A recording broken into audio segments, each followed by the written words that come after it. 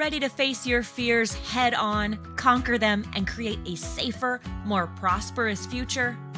Worried that the world has gone nuts and you've become an insanity magnet? Then grab a cold libation, put on your fuzzy slippers, and get ready to create your own safe space. It's the Safe Space Podcast with your host, Tammy D. For more information and episodes, go to www.saferpodcast.com.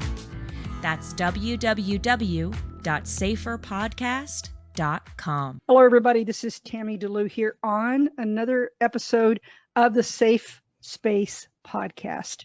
Yes, we're talking money again, and we're going to be talking today to a couple of gentlemen who are out in the great and somewhat sovereign state of Michigan, out there doing their best to help people get ready for retirement, or people that are in the middle of the financial life cycle, and also people who are already in retirement. And they've got some observations for us about what you should do with your money as you're approaching this time in your life. And they're going to tell us a little bit about their background and how they got into financial services. So we have Sean Sparkman and his dad, who's extremely young, right, to be his dad, Rick Sparkman. So Rick and Sean are partnering together to bring a new kind of brand of financial services, really that's digital. And it's very exciting because they can work with anybody, anywhere. So welcome to the Safe Space Podcast, Sean and Rick.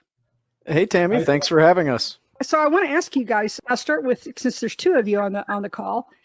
First of all, what is your background, Rick, and how did you get into doing finances for people? I've had many types of jobs over my lifetime, and I had a corporation at one time, and then I landed with a major corporation, and they wanted to hire me, and I hired in, and I was in charge of my own division, and I was in charge of a fairly large medium company division, and where I was acquisitions of large pieces of equipment, plants, millions of gallons of oil and fuel.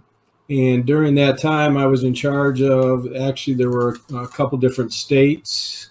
Through that process, I saw how finances work through OPEC and oil and just the relationship. I actually changed the way that companies buy large amounts, at least in our type of business, how they buy and how they hedge their finances with oil. And I was very successful. I actually predicted two of the last three major oil drops in modern times. And what I saw with the relationship through all of this was the relationship of oil to dollar. I come from a background of, I was always involved with education, and I made it a point with my kids to make sure that they, or hopefully would educate themselves throughout their lifetime. The idea that the next generation was going to have to be self-employed to really, to make a dent and really have a successful life. So it was about education early, and I made my kids read some different books, even economic books at early ages. And it was all on really how free markets react. Because once you know how free markets react, then you can see how markets react when the government gets involved. Just like today, everybody just shakes their head, right? And you brought up a very good point, Rick, the petrodollar, and how tied everything that's happening right now is so tied to that.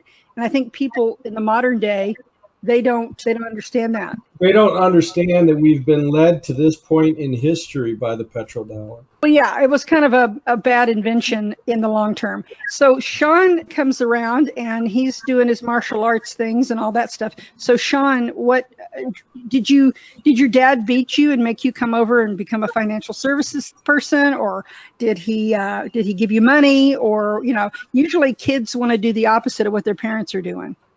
Yeah, he definitely beat me, of course. That's the answer. No, Tammy, it's funny. My dad mentioned from a young age the books, and he is right. I was homeschooled till 5th grade, and throughout that time, both him and my mom really gave me lots of books, and I loved it. And I still to this day, my wife kind of ribs me a little bit because I read more than anybody she knows. I just read all day, every single day. I can't help it. Whenever I have a chance, I always have to be educating myself, and I've loved learning. And it even started at, even at the young age of like 7, 8 years old, reading books like Think and Grow Rich, Rich Dad, Poor Dad, and a bunch of other economics books. My dad made sure that I was consuming that young, and our family comes from a long line of business owners.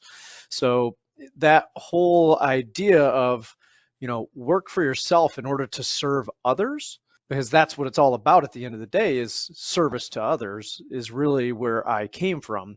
And as a young man, when I was 19, 20 years old, I knew that I was in this like in between stage of life where I wasn't quite a man yet, even though the world said I was a man, still a boy, but like one step beyond a boy. And I didn't know how to get to being a man. And I wanted, and always had this thing inside me, because my dad had me do a little bit of martial arts when I was young, but reached out into more general sports like soccer, basketball, football. But after high school, I still needed that physical outlet. And so I knew I wanted to learn how to fight, how to defend myself. But I also wanted the spiritual and mental aspect of the martial arts. So I found a school that taught traditional karate, Japanese karate, but also taught that philosophical side to it. Because a lot of people, they hear the word karate or they think of self-defense and they think of, fighting. But you have to have the Mr. Miyagi part too, not just the fighting. Right. Like, especially in today's world with mixed martial arts, which I did mixed martial arts. I actually fought in the cage 4 different times. But on that journey, it wasn't about the fighting. That was part of it, but it was about the journey of becoming a man. And that required the mental and spiritual discipline side. And so that's what I really loved about it, because karate actually stands for the way of the empty hand. And the important part is that little section there, the way. That the way means a path that you take. And I don't know if you've ever heard this before, but in Alaska, there's grizzly bears that have been taking the same paths for generations. And every time new bears are born, they take them down those old paths, and they learn that path from the older bears. And that's something that I think, especially in modern life with all the social media, and there's so much information that we get all day, every day from the screens, that it's hard to find a path. And so I needed that, and I wanted it, and that's where I went to the martial arts for. And the word sensei, that just means the one who came before. So he's the one, like that grizzly bear, that's supposed to show you the way down the path.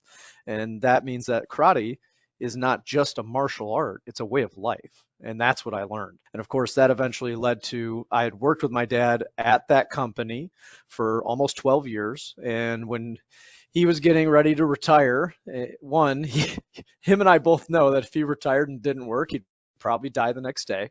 So it was, okay, I'm going to retire. What do I do next? And I knew that I didn't want to take his place. I didn't want to be in the big corporate life. I wanted to help people. Equipment was great. I learned so much there from the constant phone calls that I had to make. I learned how to communicate with people. And then the financial analysis that we were doing on the equipment, which gets incredibly detailed on, you got $1 million piece of equipment. How long should you keep it? When should you sell it? Because there's X amount of dollars in repairs that happen. There's a life cycle to that piece of equipment, and there's a lot that goes into when to buy and sell them. It's very interesting. But Or like the appreciation, depreciation thing and all that stuff. and the cost of the repairs themselves, Yeah. because like say you have an piece of equipment that's 4 or 5 years old, well, it's getting to a point, depending on which piece of equipment it is, how many hours it has on it, that it may start to break down more. So there's going to be these huge costly repairs. So there's a little sweet spot there where you can sell the piece of equipment before you get those huge costly repairs and replace it with a newer piece of equipment. Exactly. That is a great principle that you're going to apply later, right, Sean, to your financial. Yeah, I use it in my business all day, every day, as far as helping people to plan for their retirement income. So it's all led to, how do we help people? And when he retired, financial service was just a natural place to go, because it's where his natural gifts are and mine are. And God just happened to open the right doors at the right time and said, hey, here's where you guys need to be. And we took the leap, and it's been one of the actually the best decision that we could have made as far as, career, business life goes. So Rick has seen it all, though. You have you been in Michigan most of your life, Rick? Yes. Oh, yes. Yeah, I was born and raised in Michigan. So you've seen the boom days, which I really don't remember those days that much, but I remember Detroit being the place. It was like, any other, I mean, I can't even think of a place that would be equivalent today, citywide. Well, yeah, it was, I mean, it was huge. So, my father and his family lived down in Arkansas. They all went, the World War II stories. 3 brothers go into the war at very young ages, 16 years of age. And then after the war, of course, great, they all survived. And then after the war, everybody came up to Michigan and Detroit. And it was the boom days. It was the auto industry. It was very big in tobacco at that time also. There were many, many main things that were in the Detroit area. And that's where my father learned his skills in business aptitude, was in Detroit. And then my grandfather's people, they came from, they're farmers out of Indiana. And then he came up here and he became a electrician. And that's where I get a lot of the desire to work and the desire to work my whole life and to give back to people. He would give back on a normal basis to help the poor through the Kiwanis and those type of things. And he'd recruit me to help him. It was very, very educational. And he actually did things in his lifetime as an electrician so that he could continue to work in retirement. He would buy real estate to rent out and he would keep it up. But the idea was that he would have something to do in his retirement. Yeah, I've only visited Detroit once, and I did go to a union meeting, and it was really interesting to meet some of the older people there and see that there are people in the world that still have pensions, very few of them. You mentioned unions, and that's another big aspect of, what Sean has learned and what I've been involved with, because we were involved with all the big unions. We were involved with negotiations. We were involved with the workers. And one area that we went into when I retired was really about helping union people. And then from there it grew. But all the time I was working, it was all about, I kept thinking, what am I going to do when I retire to give back? What am I going to do? What am I going to do? And then the baby boomers is just the major thing. It's a group of people that are the first ones. You mentioned it. We used to have pensions, and now we don't have pensions. There's only about 18% of people that have pensions. So we're the first generation that actually controlled our retirement funds. And unfortunately, at the end of our 401ks and going into retirement, not too many people, or very few, I should say, really know what to do at that point. So that's our focus. Exactly. And Sean, and you've seen this yourself working with some older people. I think most people are just not equipped. A lot of people are not equipped to make the decisions they need to make to create a portfolio that's going to keep them from running out of money in retirement. It's really not their fault. So, I mean, what have you observed that if you could change anything about the way Americans deal with money, what would you change? Well, just to go after your first part there, as far as people not being equipped with the knowledge that they need, that is an ongoing thing. And it's really kind of amazing because if you think about it, we live in a day and age where we're bombarded with more information than we've ever been bombarded with before in history. The screens on our cell phones, the TVs, the radio, I mean, that's like an old word to use, but you could put on your phone anything you want on your radio in your car. And then, even those like home speaker systems, like the Google one, where you've got that available to you. I was just speaking with a woman the other day. She's 79 years of age, and she's like, Sean, I love my Google Home. It tells me everything I need to know any time of the day. And even with all that information, it's not there and readily available in a simple way for people to go, okay, this is what I should do with my finances to generate retirement income. And it's confusing. And there's nothing that's easy to just cut through that darkness, which is like this big fog. And if you think about it, it's kind of like a fog where, fog, it envelopes everything. And this information is everywhere and it's all the time.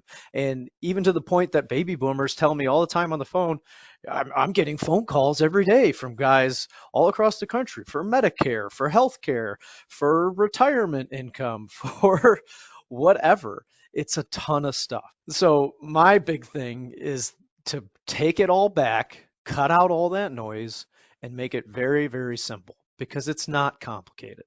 It seems like it is, and everything points to it being complicated, but when you get down to the brass tacks, you get to the bottom of it, it's really not. And so my job is to help people cut through all of that and make sense of it. So when you and your dad got together to form this agency, what were you looking at as far as the kind of people that you wanted to help the most? I mean, did you have an ideal client in mind? Well, baby boomers is the number one, because they're the generation that is either approaching retirement, or they're getting ready to retire. Those are the three stages. And so that is a huge aspect of what we do on a day-to-day basis. But the other part would be family business owners. We had a case earlier this year that came.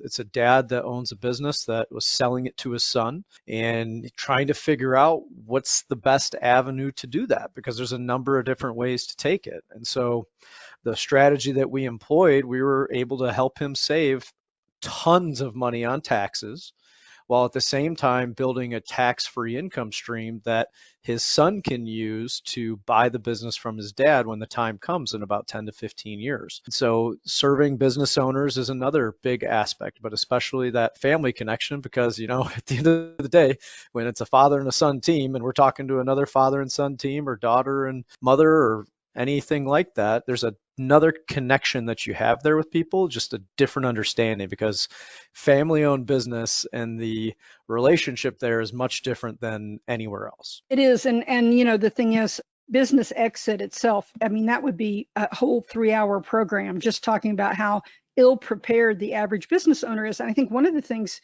people that own businesses do, and I see it again and again, is that they assume that when they get ready to retire, they'll just be able to sell their business and just move on, and they'll have plenty of money. But in fact, really, business owners probably need retirement planning as much or more than anyone else, right?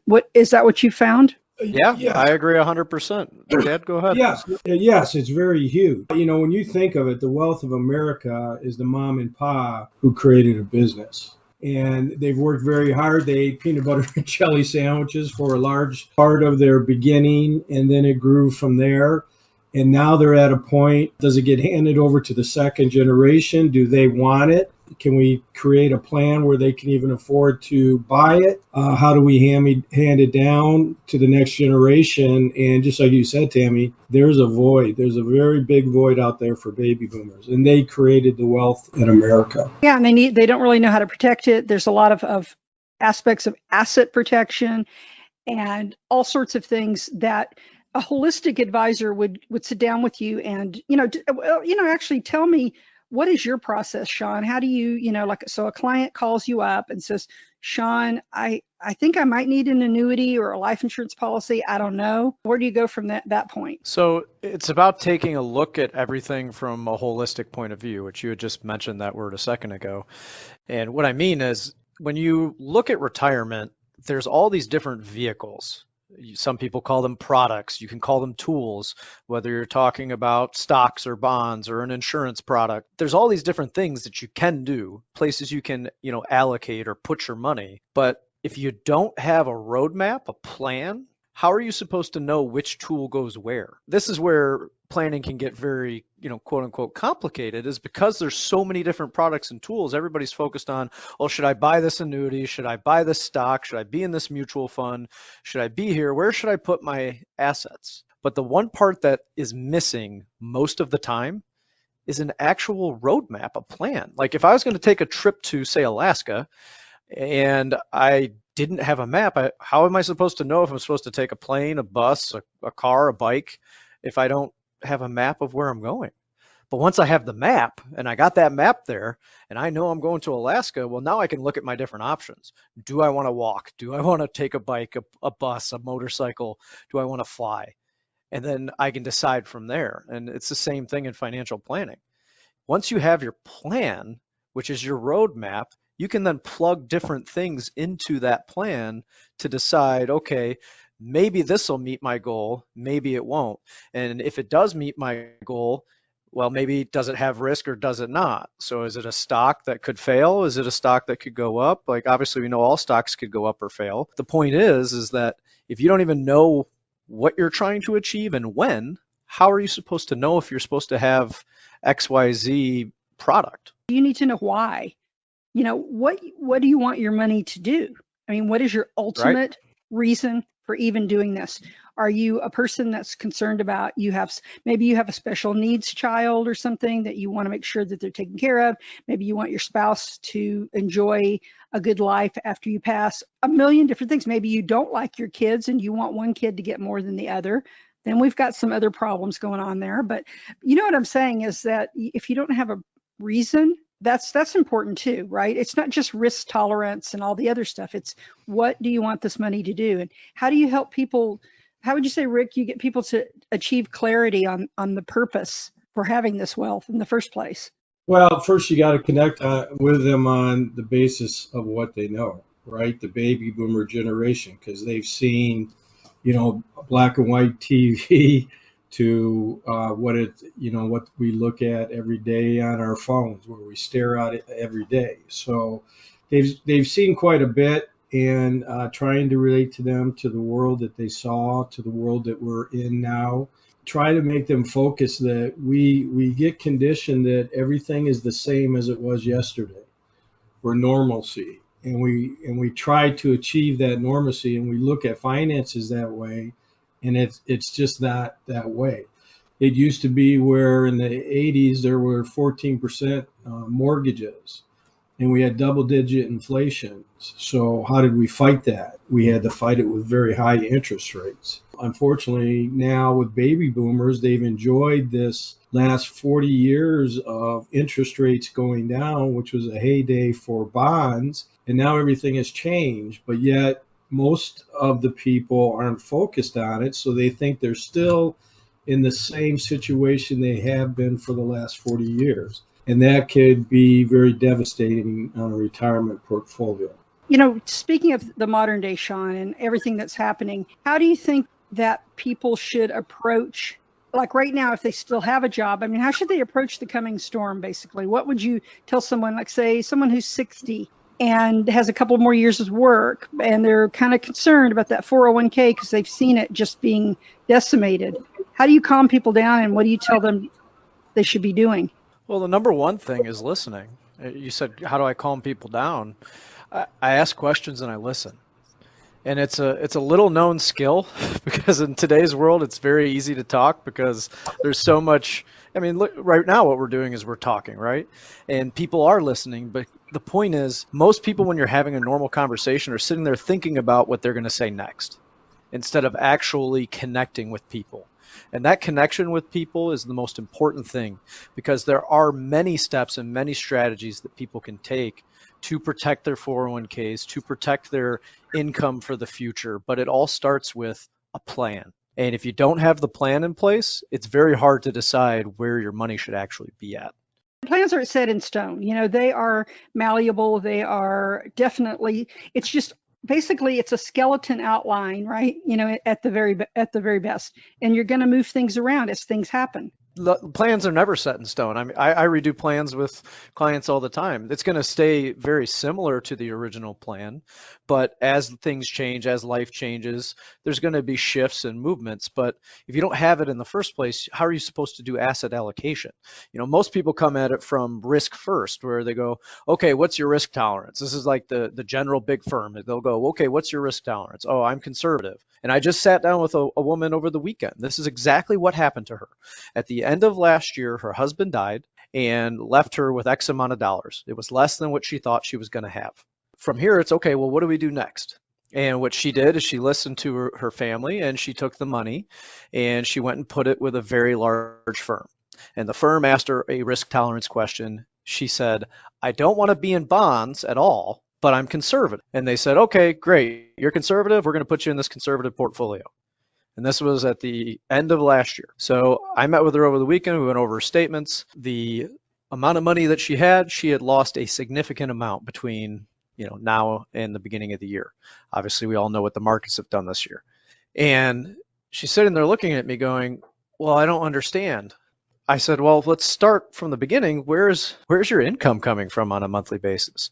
She said, well, I just get Social Security. I said, but you have all this money sitting here and you don't have an income from it of any kind? She said, no. I said, well, what did your financial planner do for you for your income? Did they make a plan? What did they do? She said, well, they didn't talk about income at all. I was like, okay, so your financial planner put you in a portfolio based on your risk tolerance, but didn't do any type of planning for your income? And she said, yes. And I was floored Wow. because it Wow. just didn't make sense to me. And that's the problem when you come to it from only one aspect of risk tolerance, put somebody here, which by the way, she said, I don't want to be in bonds, but then she told them she was conservative. So what did they do? They put her in mostly bonds, and her bonds lost a huge amount of value on top of the equity portion that she had too. So what we did is we came at the whole thing from an income perspective, and then we can decide, in this case, she gets to decide because I've educated her. Here's the plan, and here's the things that you can plug into the plan to generate this income and be able to continue to retain your assets and hopefully grow them if we get growth in the future. It blew her away because it's a completely different perspective. And so that's how we approach things. What got you up the mountain will not be the same things that get you down the mountain. So what got you to that point in time, the accumulation phase? It's a totally different set of toolboxes. It's like so my grandfather was a cement mason. I used to watch him do that stuff, and they have one set of tools when they're first pouring it, and then after it's all set and everything, they have another set of tools to make it all smooth and nice. And that's sort of what planning should be. It's a first and a second and a third phase sometimes. Where you've got different approaches that are going to yield you income, but income is king. You'd think after COVID, every single person that went through the lockdowns, which you in Michigan and we in California, we really did it. We took it on for the rest of the world, I think. You'd think that after that, people would have said income is so critical. You would think that would have been a big lesson about the value of income, but it doesn't. It seems to have just passed right by people. Yeah, I mean, we run into it on a daily basis. It's just something that people don't necessarily think about as the first thing. And one of the things I always tell clients is when it comes to planning is you have to plan for your income first. Yes, you might want to leave money to your grandkids. You might want to talk about healthcare, long-term care, tax efficiency. Maybe I should do a Roth conversion, maybe not. All that stuff's great, but if you don't have enough income to live your life, how are you supposed to do anything else? If your house isn't in order, you can't help somebody else and help them get their house in order. Exactly. Put your own mask on, your own oxygen mask on first, right? Just Right. like in the plane, you put your own mask on, and then you help your kids and your grandkids and everybody else get theirs on. And I think that that's really important. And by the way, as we wrap up here, I want people to know that you guys are fully digital. So explain how you're working with people in other states besides Michigan, because you're not just a local financial practice, you're nationwide. Yeah, we're completely virtual. So, we meet with people via video calls or just simply like we are right here via voice and then do a screen share. The important part is that screen share part so that you're in front of either a computer or at least at the very minimum, like an iPad, because the cell phone's a little too small, so that we can walk through things in black and white, because that black and white education is what's the most important, of understanding things in a very simple manner. And it gets very difficult if you don't have, for most people, a visual. Some people can learn just audio, but I find that even the audio learners, which I'm a little bit of both visual and audio, if I have both, it's a stronger connection. From there, it's just an ongoing relationship, just like any relationship that you have, and you continue it. And if you find it's the right fit to do business, then we do business, whether you're in the state of Hawaii, which I have some Hawaii clients, or you're in the state of Delaware, Florida, wherever, and anywhere in between. One last thing, so I'm kind of curious, working with your dad, okay, so there's the thing that you've known your dad like forever, and he's known you forever. And you kind of know each other's habits and things. Do you work on the cases together? And do you each give input into it? And what if you disagree on a path? How do you fix that? That's a loaded question. So do we work on, like, do we speak with Tammy, thanks for asking him first. I deal with my individual clients. My dad deals with his individual clients. There are clients that we talk with together. It gets confusing sometimes if you're on a three-way call a lot because only so many people can talk. For the most part, we'll each have our own client base, and then there'll be X amount of clients that we work together. And then on the back end side, this is the part that clients don't see. We will discuss case design as far as how do we help somebody to the best of our ability with products that are available, whether we're talking about stocks or bonds or annuities or life insurance. And so that's on the back end side. And do we disagree? Yeah, heck yeah, we disagree all the time. My mom and my wife always joke that we're kind of the same person. So I'll let my dad take it from there. What do you think, Dad? So yes, we disagree. Absolutely, we disagree all the time. We bump heads, and we just call it a day sometime, and then we go back at it again. But the one thing that I think that I achieved with Sean was early on that you have to express yourself of who you are, and with a lot of people, and sometimes at first, because you're maybe very passionate in what you do, you don't necessarily align with people. But what I found, and I think what Sean has found, is at the end of the day, some of those relationships become the strongest. That's just what we do because we're passionate. Absolutely. You have to have a cause. And I guess you guys are devoted to helping people avoid running out of money in retirement and to have a better, less stressful retirement. So if people want to get in touch with you, what's the best way to talk to you? You just plug my name into Google. That's one way to do it. No, they're going to get the veterinarian, you know it. Oh yeah, the Sean Sparkman veterinarian, but I'm there too. That's one way to find us. The other way to find us would be to call our office line. So my line is 313-246-9278. Dad, what's yours? 248-206-3474. Perfect. And I'm going to put all that stuff in the show notes down below. But I was going to say, Sean, do you have a dog? I do. Well, see, next time what we got to do is make a picture of you with your dog so it'll confuse people when they put Sean Sparkman in there and they're looking for the vet. They're going to find you. They're going to think, oh, that's the Sean Sparkman there. What is the name of have we decided on what the name of your business is going to be yet? Well, our business is Safe and Sound Retirement, so right. you can find that, but we're in the middle of doing a rebrand, and we have not decided on the name that we want for the rebrand. We're going to get a celebrity spokesman, right? Tom Selleck. I heard he's available after the reverse mortgages. So anyway, it's been a pleasure talking with both of you guys, and I'm going to end the recording, but you can stay on for a minute, and then we'll finish the rest of this. Thanks so much, Rick and Sean Sparkman of Safe and Sound Retirement out in the greater Detroit area have been my guests today. And if you guys want to hook up with them and ask them questions about your retirement in troubled times, you can look at the show notes below. Thanks a lot, and we'll be talking more later. Thanks.